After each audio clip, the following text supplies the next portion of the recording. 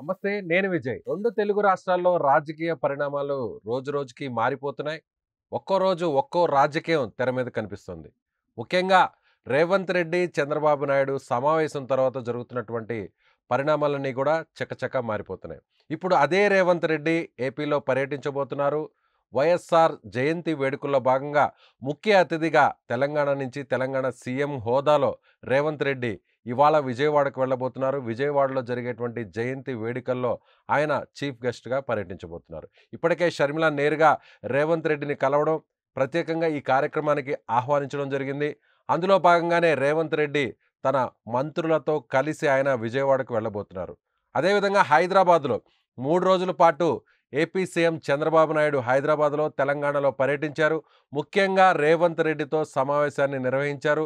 ఏపీలో ఉన్నటువంటి కొంతమంది మంత్రులు, అలాగే తెలంగాణలోని మంత్రులతో కలిసి ఇద్దరు సీఎంలు కూడా భేటీ కావడం, చాలా రోజులుగా పెండింగ్‌లో ఉన్నటువంటి 2 రాష్ట్రాలకు సంబంధించినటువంటి పెండింగ్ సమస్యల మీద ఇద్దరు కూడా దాదాపుగా 2 గంటల పాటు చర్చించారు. ఇప్పటికే ఒక కమిటీని కూడా వేసేయాలి. ఆ కమిటీ ద్వారా అధికారులతో కమిటీని ఏర్పాటు చేయడం, ఆ కమిటీ ద్వారా సమస్యలను పరిష్కరించాలంటూ కూడా కొన్ని నిర్ణయాలు కూడా తీసుకున్నారు. ముఖ్యంగా రేవంత్ రెడ్డి రాజకీయ ప్రస్థానం అంతా కూడా తెలుగుదేశం పార్టీ నుంచి ప్రారంభమైనటువంటి విషయం తెలిసిందే. గతంలో ఆయన అనేక పర్యాయాలు చంద్రబాబును కొనియాడుతూ కూడా వచ్చినటువంటి పరిస్థితి తెలిసిందే. అయితే రేవంత్ రెడ్డికి, చంద్రబాబుకి మధ్య సన్నిహిత సంబంధాలు ఉండడం, ఇద్దరూ కూడా అటు తెలంగాణలో సీఎంగా రేవంత్ రెడ్డి ఉండడం, ఇటు ఏపీలో కూడా సీఎంగా చంద్రబాబు ఉండడం. ఈ ఇద్దరు భేటీ తర్వాత మరుసటి రోజునే రేవంత్ రెడ్డి ఇప్పుడు ఏపీ పర్యటనకు వెళ్ళతుండడంతో ఇప్పుడు ఏం జరుగుతుంది అనేటువంటి ఒక చర్చ నడుస్తుంది.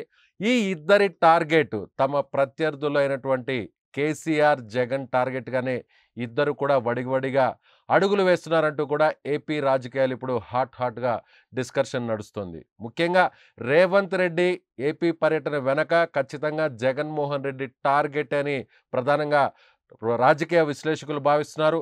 ముఖ్యంగా వైఎస్ఆర్ కాంగ్రెస్ పార్టీకి సంబంధించి కూడా ముఖ్యంగా వైఎస్ఆర్ ఫోటోని ఇప్పటివరకు వాడుకుంటూ వైఎస్ఆర్‌కి సంబంధించినటువంటి ఓటు బ్యాంకు ద్వారానే వైసీపీ అధికారంలోకి వచ్చింది.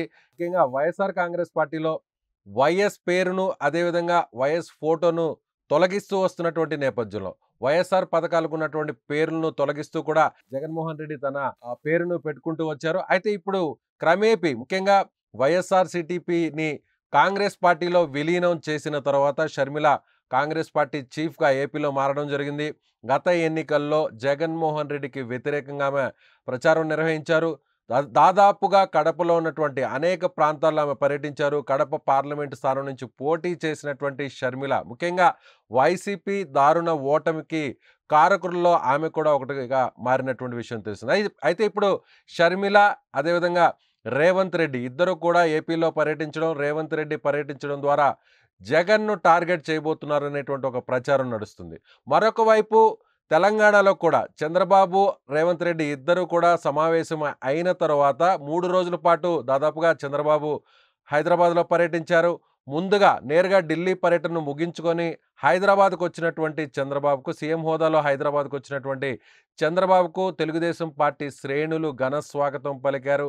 దాదాపుగా గత ఎన్నికల్లో ఎక్కడా కూడా ఒక్క చోట కూడా పోటీ చేయనటువంటి తెలుగుదేశం పార్టీ ఒక్కసారిగా ఏపీ సీఎంగా చంద్రబాబు ప్రమాణ స్వీకారం చేసిన తర్వాత ఆ పార్టీలో నూతన ఉత్సాహం వచ్చేసింది. ముఖ్యంగా అంటే ఇప్పటివరకు కూడా తెలుగుదేశం పార్టీకి సంబంధించినటువంటి క్యాడరే బీఆర్ఎస్ పార్టీకి సంబంధించినటువంటి క్యాడర్‌గా మారింది.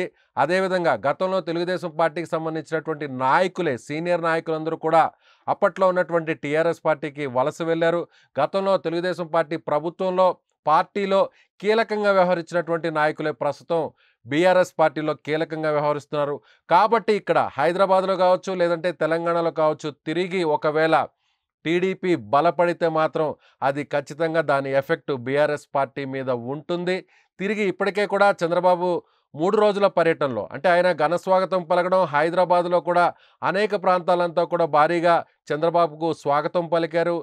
చాలా ప్రాంతాలంతా కూడా పసుపుమయంతో, పసుపు జెండాలతో మారిపోయినటువంటి విషయం తెలిసింది. అయితే ఇప్పుడు బీఆర్ఎస్ పార్టీకి సంబంధించినటువంటి ఇద్దరు ఎమ్మెల్యేలు కూడా హైదరాబాద్ పర్యటనలో ఉన్నటువంటి చంద్రబాబును ప్రత్యేకంగా సమావేశం అవ్వడం, చంద్రబాబును కలవడం వెనక ఏం జరుగుతుంది అనేటువంటి ఒక చర్చ పెద్ద ఎత్తున అటు తెలంగాణలోను, ఏపీలోను కూడా నడుస్తుంది. సో, బీఆర్ఎస్ పార్టీకి సంబంధించినటువంటి కొంతమంది ఎమ్మెల్యేలు ఇప్పటికే చంద్రబాబుతో టచ్‌లో ఉన్నారు. మరికొంతమంది ఎమ్మెల్యేలు కూడా కాంగ్రెస్ పార్టీతో టచ్‌లో ఉన్నారు. రేవంత్ రెడ్డితో టచ్‌లో ఉన్నారు. ఇప్పటికే కొంతమంది బీఆర్ఎస్ పార్టీకి సంబంధించినటువంటి ఎమ్మెల్యేలు కాంగ్రెస్ పార్టీకి కూడా మారినటువంటి విషయం తెలుస్తుంది. సో, ఇక తెలంగాణలో కేసీఆర్‌ని పూర్తిగా టార్గెట్ చేయాలి. బీఆర్ఎస్ పార్టీని పూర్తిగా అక్కడ ఖాళీ చేయాలనేటువంటి వ్యూహంతో అటు రేవంత్ రెడ్డి ముందుకు వెళ్తున్నారు. మరొక వైపు కూడా ఏపీలో కూడా జగన్మోహన్ రెడ్డి పూర్తిగా టార్గెట్ చేస్తూ, వైసీపీని టార్గెట్ చేస్తూ, ప్రధానంగా వైసీపీకి ప్రధాన బలంగా ఉన్నటువంటి వైఎస్ఆర్ ఓటు బ్యాంకు మీద ఇప్పుడు కాంగ్రెస్ పార్టీ గురిపెట్టినట్టుగా తెలుస్తుంది. అందులో భాగంగానే రేవంత్ రెడ్డి ఇమేజ్‌ను, రేవంత్ రెడ్డి చరిష్మాను వాడుకునే విధంగా ఇప్పుడు ఏపీలో పర్యటన కొనసాగుతున్నటువంటి పరిస్థితిగా చెప్పవచ్చు. సో, ఇద్దరు కూడా అటు ఏపీ సీఎం చంద్రబాబు, మరొక వైపు తెలంగాణ సీఎంగా ఉన్నటువంటి రేవంత్ రెడ్డి ఈ ఇద్దరు భేటీ కావడం, భేటీ అయిన తర్వాత వెంటనే రాజకీయ పరిణామాలు చకచకా మారిపోవడం. మరొక వైపు వైఎస్ఆర్ జయంతి వేడుకల్లో కూడా ముఖ్యంగా ఎడముఖం, పెడముఖంలా అన్నా చెల్లెలు ఇద్దరు కూడా అటు జగన్మోహన్ రెడ్డి కావచ్చు, సోదరి షర్మిల ఇద్దరు కూడా వేరువేరుగా నివాళులర్పించడం. షర్మిల ఈ కార్యక్రమాన్ని చాలా ప్రెస్టీజియస్‌గా తీసుకోవడం. ఆమె విజయవాడలో భారీగా ఈ కార్యక్రమాన్ని నిర్వహించడం. ఈ కార్యక్రమానికి తెలంగాణ సీఎంతో పాటుగా కొంతమంది మంత్రులను కూడా ఆహ్వానించారు. మరొక వైపు ఎప్పుడూ లేని విధంగా అంటే వైఎస్ఆర్ చనిపోయిన తర్వాత, మరణించిన తర్వాత సాక్షాత్తు సోనియా గాంధీ నేరుగా ఒక లెటర్ రాయడం. దాదాపు వైఎస్ఆర్ కాంగ్రెస్ పార్టీ ఆవిర్భావం తర్వాత ఇప్పటివరకు కూడా సోనియా గాంధీ వైఎస్‌ను పొగుడుతూ ఇప్పటివరకు కూడా ఎక్కడ పెద్దగా మాట్లాడినటువంటి సందర్భం లేదు. మరొక వైపు రాహుల్ గాంధీ కూడా ఒక వీడియోని రిలీజ్ చేశారు. వైఎస్ఆర్ వల్లే తాను జోడో యాత్రను నిర్వహించగలిగాను. దాన్ని ఆదర్శంగా తీసుకుని వైఎస్ఆర్ చేసినటువంటి పాదయాత్రను ఆదర్శంగా తీసుకొని తాను జోడో యాత్రను కన్యాకుమారి నుంచి కాశ్మీర్ వరకు నిర్వహించాను. ముఖ్యంగా వైఎస్ఆర్ లెగసీని, రాజశేఖర్ రెడ్డి లెగసీని ఆయన కుమార్తె షర్మిల కొనసాగించబోతున్నారు.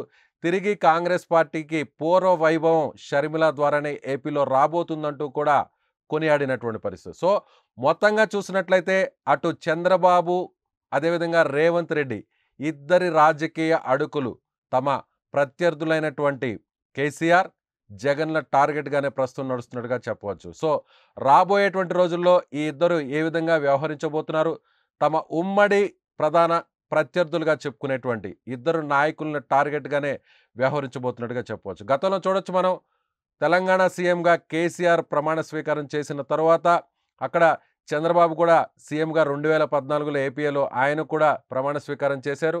అయితే అప్పట్లో ఓటుకు నోటు కేసులో అటు రేవంత్ రెడ్డి అప్పటికే ఆయన టీడీపీలో ఉన్నటువంటి పరిస్థితి. సో, అటు రేవంత్ రెడ్డిని అలాగే చంద్రబాబును ఇరకాటంలో పెట్టడానికి, రాజకీయంగా ఇబ్బంది పెట్టడానికి గతంలో ఏసీబీ ద్వారా తెలంగాణ ప్రభుత్వం అప్పటి ముఖ్యమంత్రి కేసీఆర్ చాలా తీవ్రంగా ఆయన ప్రయత్నించినట్టుగా మనం చెప్పవచ్చు. ఈ కేసుకు సంబంధించి కూడా అనేక ఇబ్బందులు పడ్డారు రేవంత్ రెడ్డి. ఇప్పటికీ కూడా ఆ కేసు సుప్రీంకోర్టులో నడుస్తున్నటువంటి పరిస్థితి. సో, ఈ నేపథ్యంలో ఇద్దరు నాయకుల ప్రధాన టార్గెట్ అటు కేసీఆర్, మరొక వైపు జగన్‌గా మనం చెప్పవచ్చు. సో, ఇవాళ జరిగేటువంటి వైఎస్ఆర్ జయంతి వేడుకల్లో ఎలాంటి పరిణామాలు చోటు చేసుకుంటాయో కూడా వేచి చూడాల్సినటువంటి పరిస్థితి.